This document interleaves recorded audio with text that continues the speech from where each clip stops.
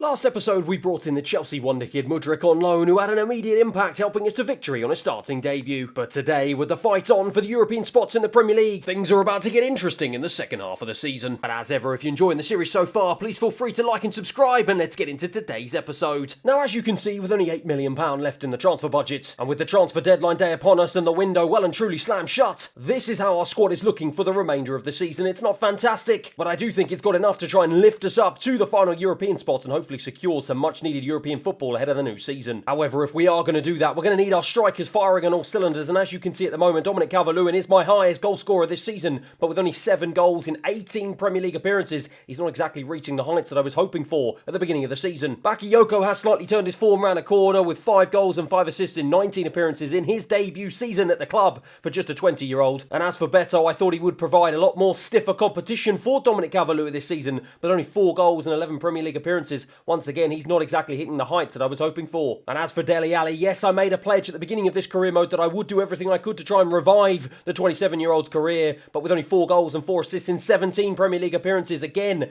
I was hoping for much more for the former Spurs wonder kid. Now, in order to get more out of my attacking players last episode, I did make a couple of tweaks, including moving both Danjuma and Bakayoko on the left and right hand side of midfield up to play as more wingers to try and see if they can provide some goals to the likes of Dominic Calvert-Lewin. But it seems like that still isn't enough, and that is why last episode I asked you, should I consider doing something completely different, making wholesale changes and completely rearranging my formation altogether? Now, of course, you have come back to me and you've let me know what your thoughts are. You should consider using a 4-3-3 attack and change from wing play to Tiki Taka. Now, to be fair, this formation doesn't drastically change the kind of personnel that I have on the pitch. It does keep the likes of Dominic Calvert-Lewin leading the line up front for me on his own, with the likes of Danjuma and Bakayoko pushing far higher up the pitch though, and Dele Alli also playing far higher up the pitch to try and support Dominic Calvert-Lewin a little bit better. But the biggest change really is moving away from this wing play tactical vision over to something a little more Barcelona-esque in terms of Tiki Taka. Now, obviously, to play this type of tactical game, you're going to need players that are very technically gifted, very comfortable on the ball, that can play a slow build-up and can play some short passing in between the lines. However, looking at my starting 11, having only 2 players rated 80 plus, and one of those being my goalkeeper, I really wasn't sure at the beginning of the season whether or not I had enough confidence in these players that they could play such a heavy pressing, high tactical game. However, another quick suggestion was, what if you tried 2 at the top formation to try and get the best out of both of your strikers? So obviously I have considered this, and this does give me the opportunity to try and play Dominic Calvert-Lewin and Beto up front together. However, it does mean, based on all the different variations of having 2 players up front, that I'm going to have to substitute either my wide players or potentially Dele Alli behind the striker, or even one of my more defence-minded midfielders instead. Now, bearing in mind Bakayoko is having a pretty decent season, and he is my second highest goal scorer this season, I definitely don't want to risk losing him from the starting 11. Added to the fact that obviously I keep saying I made the agreement that I would try and do everything I could to revive the career of Dele Alli, I can't now shunt him out of my starting 11 either. So it does mean I'm going to have to consider sacrificing one of my central defensive midfielders, and that is either James Garner or Amadou Onana right in the centre of the park. And with Onana being the man who is slightly higher rated, it does mean that James Garner is going to unfortunately have to drop to the bench. However, this new formation does allow me to still retain one central defensive midfielder. It allows me to maintain width with the likes of Bakayoko and Danjuma.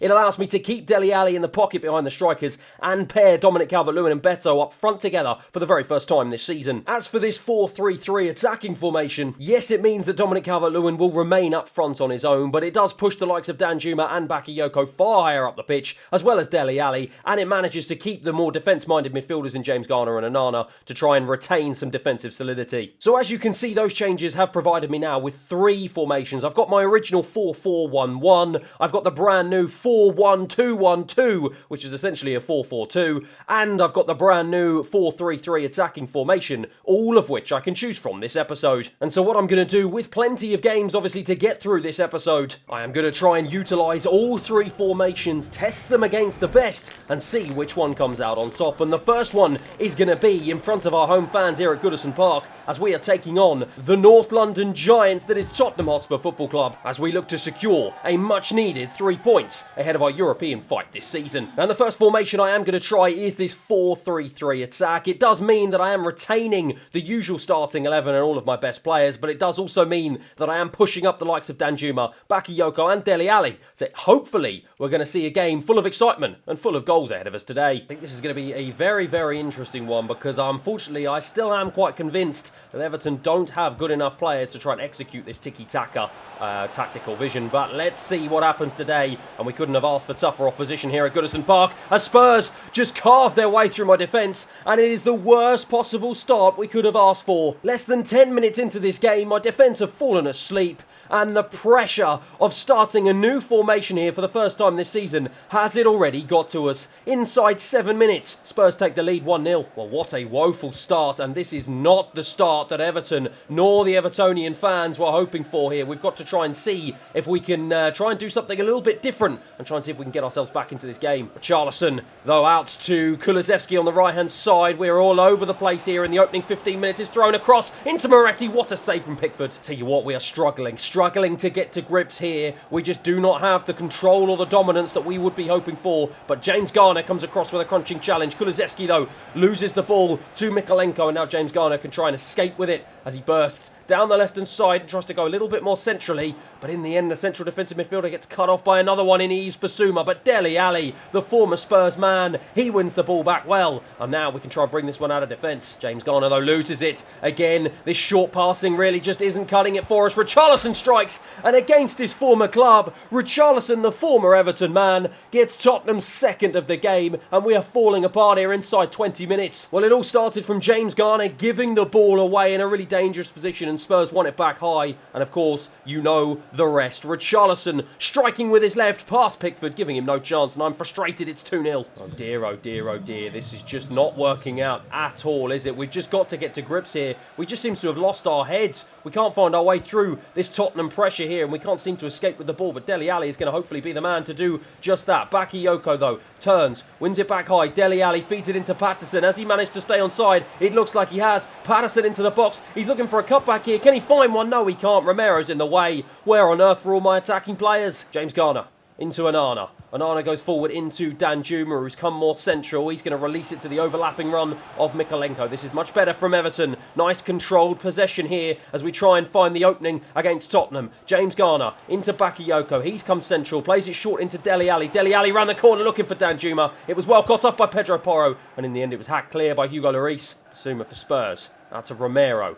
Pedro Porro to try and drive down this right-hand side into Kulusevski. He goes central into Richarlison, who's leading the line, and Son has got round the back of James Patterson, and now it's into Moretti, but Branthwaite comes across. Good defending. Looks like it's going to be a short corner here that Kulusevski's going to take, and he's going to take it to the danger man, James Maddison, who tries to make his way into the penalty area. He finds Kulusevski. Kulusevski into the box to Tarkowski. Richarlison strikes, and Richarlison on the turn gets his second and gets Tottenham's third. Well, it was a complete disaster, I have to be totally honest. I was a little bit distracted because my mouse on my PC just jumped into the middle of the screen. I lost my head, my defence lost their heads, and Richarlison kept his. A lovely turn and finish. Pickford, could he have done better? Perhaps he could have, but Richarlison won't care as much as I do. It's 3-0 Spurs. Into Bakayoko, turns really nicely, and oh my word, he's just taken out there by Moretti. I think it was a yellow card for that man. He's very lucky to still be on the pitch. Well, let's have a look at the replay here. Let's check to see. He made no attempt to play the ball. That was a two-footed challenge. How was that not a red card? Udogie for Spurs into Heung-min Son. Lovely play into Moretti now. Turns and gives it back to Heung-min Son at the start of the second half. He's got the pace and the awareness to get away from Patterson. He's frantically trying to chase him back. That is brilliant, brilliant defending from the young man in the end, though. Branthwaite into Onana. This is our first opportunity really of this second half to try and build from the back here, as Danjuma is going to look for the overlap of Mykolenko. He does manage to find him, and Mykolenko now can try and drive into space down this left hand side. He hasn't got the pace to get away from Pedro Porro, so instead cuts it back for Danjuma. Lovely little play into the path of Dominic Calvert-Lewin, who tried to switch it in field, keeps it though and strikes straight against the defender. It's cleared away by Spurs. Udogie on the left hand side. Nice little pass into Moretti. Moretti central, goes back out wide to Heung-min Son again. He's had the beating of Patterson all game here. Again, the young man is frantically trying to go back, but this time Son is aware and cuts it back, but this time James Garner comes across. Brilliant defending from the central defensive midfielder, and he's done a really good job of winning the ball back there, and now we can try and see if we can hit them on the counter, but obviously we're playing a much slower game here to try and see if we can retain possession and retain control in this Tiki Taka position. Mykolenko into Dominic Calvert-Lewin. Has he stayed on side? Yes, he has. Bakayoko can't get it round Udogie,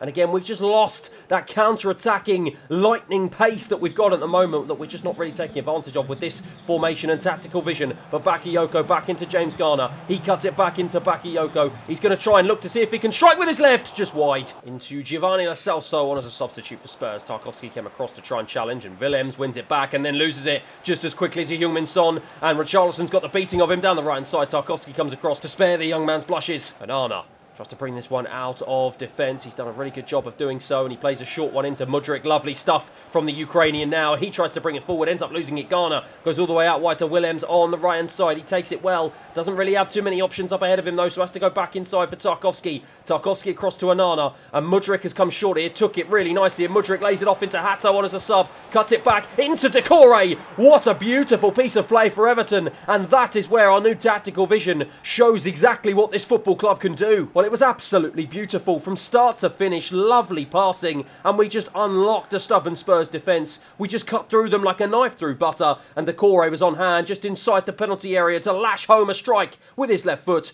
It's 3-1. We're back in the game. Well, we got 5 minutes remaining on the clock here. Is that too little too late to try and resurrect some form of result here? As Lo Celso now has it inside our half, but it's well won once again by Onana. We well and truly have our tails up here, and Onana plays it into Decore. Decore is going to look into the feet of Beto. Beto takes it on and strikes. Beto scores. Oh my word, what a strike. And oh my word, is the miracle about to happen here at Goodison Park? Well, look at this. On as a substitute, Decore and Beto combining, and Beto on the edge of the box absolutely smashed it past Hugo Lloris. A wonderful strike. Look at me, I'm delighted, it's 3-2. Well, here we go then, that was in the 90th minute. Can we try and see if we can win the ball back high and do whatever it takes to try and get an equaliser here? What a final 10 minutes we have seen here at Goodison Park, but unfortunately, it is not meant to be as the referee blows for full time. Well, I tell you what, the Spurs players and fans breathe a sigh of relief. We almost had them there in the final 10 minutes. We were so close, but unfortunately, we just couldn't get the job done. That man, Richarlison, has come back to bite his former club. As Spurs take the victory here at Goodison Park at full time, it's 3-2. Well, to be fair, it was a tough ask to expect some of these players to transition to a new formation immediately. But whilst we didn't exactly set the world alight in the first 70 to 80 minutes, allowing Richarlison to grab a brace, the likes of Abdoulaye Decore and the Portuguese man Beto seem to come alive in the final 10 minutes, get to grips with the formation, and bring us right back into the game. And so whilst we're unfortunate not to claim the 3 points, I've got hopes that potentially his formation might be able to help us as the season progresses. However, it is now time to move on to formation number 2, away from home in arguably what is going to be the toughest game of our season so far, against Manchester City, the reigning Premier League champions. However, it is a wonderful opportunity for our fans to finally see the likes of Dominic Calvert-Lewin and Beto start up front next to each other for the very first time this season, which I'm sure they will be absolutely eagerly anticipating as we head into this game. For the sake of fairness, I've kept the exact same starting 11 as the one that started against Tottenham Hotspur, with the only exception being that, of course, Beto comes in up front to partner Dominic Calvert-Lewin, and unfortunately James Garner has to drop to the bench. As for that, it is this 4-4-2 formation. We are sticking with the tactical vision of wing play, as obviously we do have to try and utilise these two strikers. Let's see what we can do in front of a Manchester City and Everton crowd. But here we go already. Manchester City immediately on the front foot, and Kevin De Bruyne is about to line up a free kick here. Is he going to try and strike from distance? He does. It's a pretty tame one in the end, though, that Pickford makes a save and makes it look easy. Branthwaite into Onana. The single pivot there in the centre of the park, and you can already see he is struggling with it as he loses the ball in a dangerous position. That is absolutely sensational from Bernardo Silva. Caught my defence and myself completely unawares, and he laid it on a plate for Phil Foden, who made no mistake inside the penalty area. Well, Onana is so used to having James Garner next to him, and he completely got his wires all mixed up there. He was dispossessed in a really dangerous position, and oh my word, Phil Foden will get the plaudits for the finish, but oh my goodness, Bernardo Silva was the main man who made it all happen, and much to my frustration, City lead 1-0. Well, it just goes to show losing that spare man in midfield to try and sacrifice for an extra striker hasn't worked for us so far here against Manchester City. I did say it was going to be a tough game, but one that I am hoping we can try and respond to and try and go a little bit more attacking with as the game progresses. But Dominic Calvert-Lewin has it, and he's going to try and look for the overlapping run of Bakayoko. He's done a really good job there of Bakayoko keeping hold of the ball. He's going to look for Onana, who's going to try and fling it over to the left-hand side, nods it down for Danjuma. Danjuma back to Mikolenko, back into Dominic Calvert-Lewin, who turns. He's got the opportunity now to get into these dangerous pockets of space. Oh my goodness! Dominic Calvert-Lewin has come alive here. What is potentially the goal of the season. Oh my goodness, Dominic Calvert-Lewin, take a bow, my friend. Well, we've gone from conceding a really poor goal at one end of the field to scoring an extraordinary one at the other end. Dominic Calvert-Lewin, having the spare man up front, allowed him to just peel off to the right-hand side and pick up the ball from deep and lash a strike home to celebrate. It's 1-1. Well, my word, I didn't know that the Englishman was capable of such incredible goals. I thought he was going to be more of a poacher inside the box throwing balls into him. But my word, if he can do something like that for the remainder of the season, who knows where this Everton team could end up. But Bernardo Silva is going to look to try and see if he can make an immediate change to that. But Mykolenko comes across and defends well. John Stones with the throw. Mykolenko wins it back again, and now once again we can try and hit Manchester City on the counter-attack. We've got numbers up ahead of us, and this time it's Beto running into the channels here, and this is where the advantage of having more men up front comes into play. Beto in the box uses the decoy of Dominic Calvert-Lewin. Perhaps he should have given it to him, but he sensed his name up and light here at the Etihad, and unfortunately couldn't take advantage. Ederson with a brilliant save, but Danjuma will take the resulting corner. End-to-end stuff here in the opening half an hour. It's thrown back in. This time Branthwaite will be the man to get hold of it. Plays it back out to Danjuma, and again I'm going to try and throw this one back in. Not a good enough cross. Cleared away by Manchester City. Bernardo Silva into Erling Haaland, who's come across, and now Mykolenko though tried to put a challenge in, and in the end him and Branthwaite got their wires completely crossed there. Mykolenko tried to trap back, and in the end De Bruyne now has it for Manchester City, but he can't go past Danjuma, and now Dele Alli has it. Look at the runners we've got here. He dinks it over into the path of Beto, and now the Portuguese man can go all the way here. He's going to strike with his left, and he's going to give us a 2-1 lead here at the Etihad Stadium. Oh my word, look how we've turned this game around. Dominic Calvert-Lewin and Beto celebrate. The first time they both start up front together in a game, they both get on the score sheet. Ederson can't believe it. Well, again, having the extra man up front allowed Dele Alli just to dink a wonderful ball over to Beto, who ran onto it. And due to the fact Dominic Calvert-Lewin was right next to him, the defenders didn't know what to do, and it allowed Beto to smash a ball home to give us a 2-1 lead. Kevin De Bruyne, short one into Erling Haaland. City looked to respond immediately. What a strike. But what a save from Jordan Pickford. Oh, we've got 45 minutes to hold on here to what will be a memorable victory at the Etihad. 2 goals, one from Dominic Calvert-Lewin and one from Beto, really proving that potentially in the opening 45 minutes at least it was the right decision to start both of them up front. As Patterson with a double challenge here. Is he going to make it a third challenge on Diaz? No, he's not. The Portuguese defender does a really good job, but in the end, Jack Grealish though plays it out for a throw-in. Bakayoko into Onana. Onana seems to have found his feet here, and Dele Alli has certainly found his feet, as has Dominic Calvert-Lewin. Out to Patterson on the right-hand side. He's going to try and see if he can go past Diaz. Again, though, the Portuguese is too strong for him. Rodrigo for City. Into Bernardo Silva, the danger man on the right-hand side. He's going to try and look to go past Danjuma. He does go past Danjuma, and now Erling Haaland has the option to go back to him, and he goes all the way back now to Rico Lewis. City playing some wonderful stuff here. Rodrigo into the box. He's being held up there by Tarkowski. It still falls to Haaland. What a save. Well, City have started off this second half exactly as they started the first, looking to try and see if they can arrest this momentum back into their favour here as Phil Foden brings it into Rodrigo, shifts it onto his left. Can he strike? Mykolenko comes across and wriggles his way out of trouble. Brilliant, brilliant defending from the young man. And now Danjuma can try and see if he can release the overlap. He does, into Mykolenko, and he can now drive down the right-hand side. He hasn't got the pace of Kyle Walker to try and deal with here. He's only got to go up against Rico Lewis, and instead cuts it back for Danjuma. Danjuma's going to throw it into the box, looking for Beto. He overcooked the cross. It was a poor one in the end, but Bakayoko will win it back, and he will now try and throw it back in, looking for Dominic Calvert-Lewin on the volley, and what a volley it was. Bakayoko will try and throw it back in. This time, though, it wasn't a good enough one, and Ederson catches it easily. Erling Haaland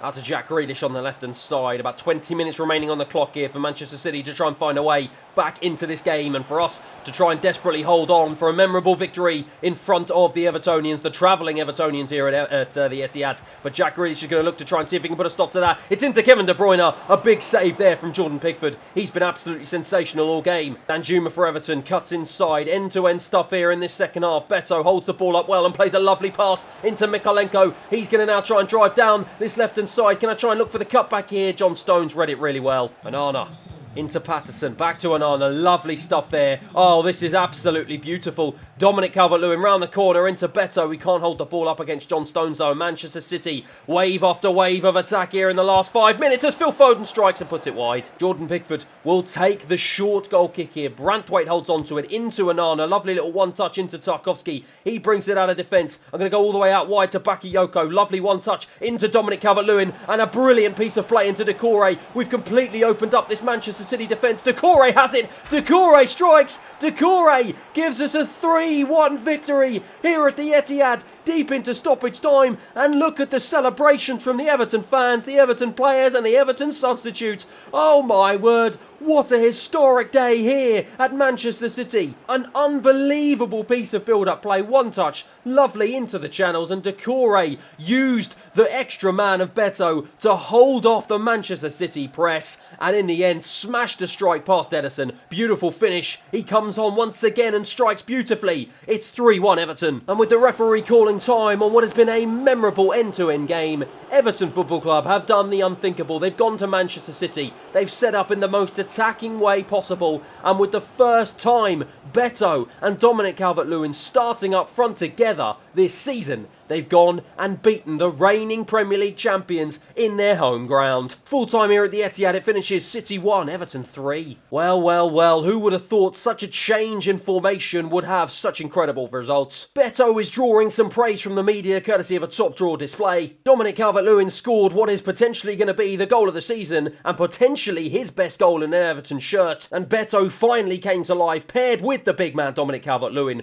What an exciting partnership we might have on our hands. So yes, it is 2 games and 2 wildly different results. But let me know what you think down in the comments below. Should I try and completely switch up the culture here at Everton, switch to a 4-3-3, more Tiki Taka of tactical vision, or hot off the back of that memorable victory against Manchester City, lump the 2 big men, Dominic Calvert-Lewin and Beto up front, try and play balls into them and stick to this more 4-4-2 formation? Let me know what you think down below. However, in the interest of fairness and with me switching back to our default 4-4-1-1 formation to sim the next couple of games, it looks like we've taken the positive momentum straight into our next game at home against Crystal Palace as Dele Alli gets on the score sheet in the 73rd minute to secure a 1-0 victory. But unfortunately Dele Alli can't take his positive momentum into the very next game as he missed a penalty in the 74th minute, as we can only succumb to a draw away from home against Brighton 1-1. And so with those results helping us climb up to 5th place and into the Europa League spot this season, just 2 points behind Newcastle United in 4th, we are about to turn our attention back to the only cup competition that we can potentially win this season in the FA Cup. And it is Newcastle United at St James's Park that are going to be the team that are going to be standing in our way here today. Now, as I said, in the interest of fairness, I am going to play 1 game each with all my different formations, and of course that means it is now time to switch back to my 4-4-1-1. However, as you can see, with a little bit of fatigue creeping into the camp, I have had to make a few changes to my usual starting 11, and that means Jordan Pickford, of course, keeps his place in goal, but Willem starts at right back. Keane, Godfrey and Hato both come in at the back. Onana and Garner partner each other in midfield, with Decore starting behind Beto up front, but of course Mudryk starts and Bakayoko starts on the right and left hand side of midfield. So here we go, big game then, our one and only opportunity so far this season to try and claim some silverware, but it's a terrible start. Oh my word, Newcastle inside the opening 3 minutes have carved my defence apart. Well, I believe it said before the start of the game that Harvey Barnes has scored 3 in 3, make that 4 in 4. This man is on fire and he just had so much time and space inside the box. We were just all over the place. And look at that for a side-footed finish. Lovely stuff. Pickford had no chance. It's 1-0 Newcastle United. Out wide to Willems on the right-hand side. He's taken it nicely and goes in field for James Garner. James Garner's going to try and look across, gives it away, really poor from the young Englishman. And now Newcastle can try and hit us back on the counter-attack immediately. Almiron now for Newcastle, out to Kieran Trippier. He goes inside for Alexander Isak. He turns, looks for Almiron again. Blocked off though this time by Hato. Into Shah. Shah into Willock. Into Alexander Isak, over to Harvey Barnes. Harvey Barnes strikes, and Harvey Barnes gives Newcastle a 2-0 lead here at St James's Park. What on earth is going on with the Everton defence? Into Willems. He's under a bit of pressure, but he's wriggling away. He's doing a good job here, and he just about manages to get away from that press.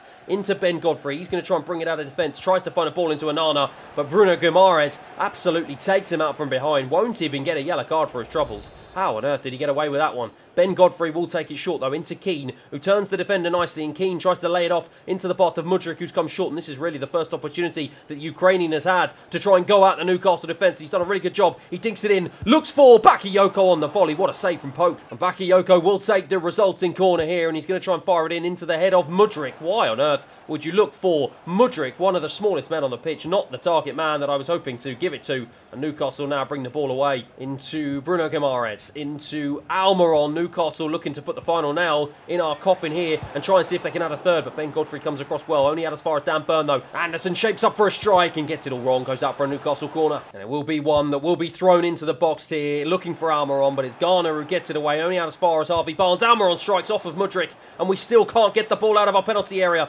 Harvey Harvey Barnes has it. One of my players is down. I need you to get up here, man, because we do not have the time for people to be sitting down as we need to defend. And eventually we do manage to get the ball clear into Bakayoko. He's now got space to try and drive into down this right-hand side, but he hasn't got the confidence to try and do that, so instead cuts back inside, looks for Beto now, who turns really nicely onto his left. I'm going to try and lay this one off into Mudryk. He's going to shape it back onto his right. I'm going to look for the overlap of Hato. It's a good overlap. Hato throws it into the box. It was a good ball in the end, but no one was there. Can Hato win the second one? No, he can't. It's headed clear. Well, it was a woeful 45 minutes. Decore has gone down injured, and that means that I am going to change things up here. We've got to do something to try and see if we can get our way back into this game. I'm switching back to the formation that performs so well against Manchester City. Decore will come off. It's going to be Dwight McNeil, the man, to replace him, and James Garner will also come off. Dominic Calvert-Lewin's going to come on as well. I'm obviously going to switch Dominic Calvert-Lewin to start up front. Bakayoko will go to the right-hand side, and we're going to now look for Beto and Dominic Calvert-Lewin to try and see if they can do the business for us in the second half. Into Bruno Guimaraes, into Almiron. Almiron gives it to Alexander Isak. Newcastle start in the second half exactly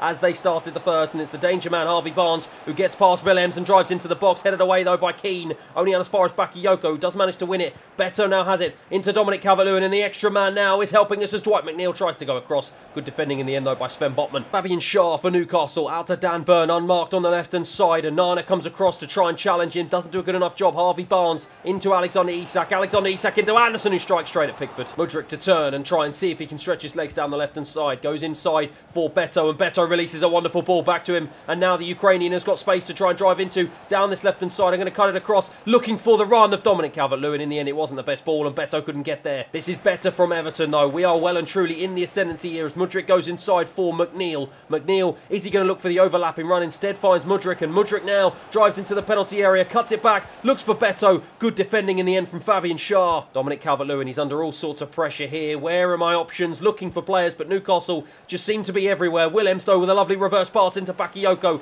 and Bakayoko now to try and play it across to Beto. I think he was just offside, but Nick Pope made sure it didn't matter as he dived out and claimed the ball and made it his own. Into Beto. Beto looks for the short ball into Dominic Calvert-Lewin. Dominic Calvert-Lewin looks out wide, looks for Bakayoko. The pass wasn't good enough. Newcastle now can try and hit us on the counter-attack. It's Alexander Isak into Harvey Barnes. Keane comes across though with a big challenge, and now Willems can bring it out of defence. Plays a lovely ball into Bakayoko down the right-hand side. He's going to try and cut back in. I'm going to look for the run of Dominic Calvert-Lewin. He took it on, but oh my word, Newcastle defensively today have been outstanding. And frustratingly, that is that at the end of the game. Jordan Pickford looks down at the ground. He knows the disappointment here, but it was that man Harvey Barnes. He was sensational from start to finish. His 2 goals were the difference here today, as at full time here it finishes Newcastle 2, Everton 0. Well, I lauded this formation after beating Manchester City, but there was nothing it could do to stop Newcastle in the second half of that game. The team that we are chasing for the final Champions League spot in the Premier League is the team that unfortunately knocks us out of the FA Cup. Unfortunately, it means that there will be no trophies coming back to Everton Football Club this season, but it does still mean we've got a big decision to make over what formation we're going to play with for the remainder of the season.